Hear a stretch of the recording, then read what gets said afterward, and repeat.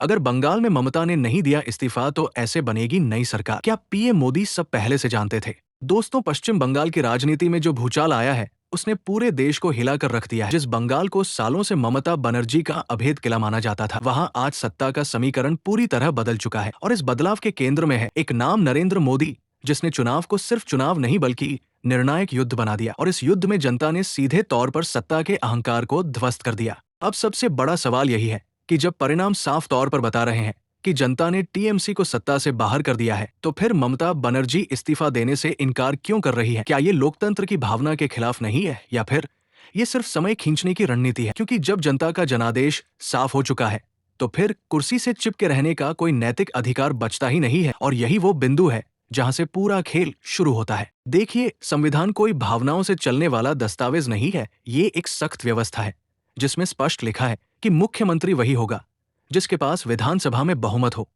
और अगर बहुमत खत्म तो कुर्सी भी खत्म, चाहे कोई कितना भी दावा कर ले, चाहे कितनी भी प्रेस कॉन्फ्रेंस कर ले।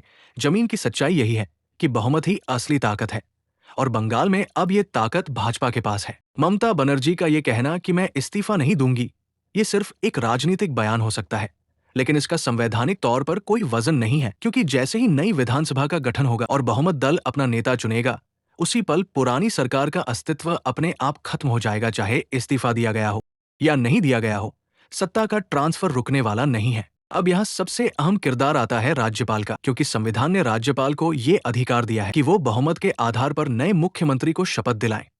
और जैसे ही भाजपा अपने विधायकों के साथ दावा पेश करेगी और अपना नेता घोषित करेगी, उसी दिन सत्ता परिवर्तन की प्रक्रिया शुरू हो जाएगी और एक नए मुख्यमंत्री की एंट्री तय हो जाएगी। यानी साफ शब्दों में समझ लीजिए कि अगर ममता बनर्जी इस्तीफा नहीं भी देती है तो भी इससे कुछ नहीं बदलने वाला, क्योंकि एक राज्य में एक समय में केवल एक ही मुख्यमंत्री हो सकता है, और जैसे ही नया मुख्यमंत्री शपथ लेगा, पुराना अपने आप पद से हट जाएगा।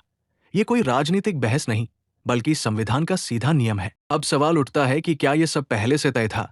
क्या पीएम मोदी को पहले से अंदाजा था कि बंगाल में इतनी बड़ी जीत मिलने वाली है? क्योंकि जिस तरह से चुनाव प्रचार हुआ, जिस तरह से हर बूथ तक रणनीति बनाई गई और जिस तरह से आखिरी वोट तक मैनेजमेंट किया गया, उससे साफ लगता है कि ये जीत किसी संयोग का नतीजा नहीं, बल्कि एक सोची समझी रणनीति का परिणाम है। भाजपा ने बंगाल में सिर्फ चुनाव नहीं लड़ा, बल्कि एक नैरेटिव बनाया, एक ऐसा नैरेटिव जिसमें विकास, सुरक्षा और पहचान तीनों को जोड़ा गया।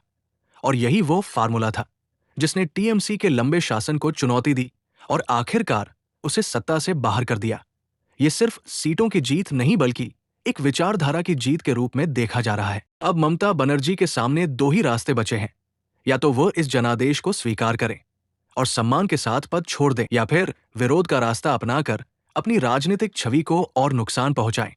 क्योंकि जनता सब देख रही है और लोकतंत्र में आखिरी फैसला जनता का ही होता है, न कि किसी एक नेता की जिद का। और अंत में यही कहा जा सकता है कि बंगाल में जो हुआ वो भारतीय राजनीति के लिए एक बड़ा संदेश है कि सत्ता स्थायी नहीं होती, जनता का मूड ही असली किंगमेकर होता है। और जब जनता फैसला कर लेती है तो फिर कोई भी ताकत उसे रोक नहीं सकती, चाहे कोई कितना भी कहे कि मैं इस्तीफा नहीं दूंगी। सच यही है कि लोकतंत्र में कुर्सी जनता देती है और वही छीन भी लेती है। दोस्तों, अगर ममता इस्तीफा नहीं देती तो ममता दीदी पर क्या एक्शन होना चाहिए, जरूर बताइएगा। जय हिंद।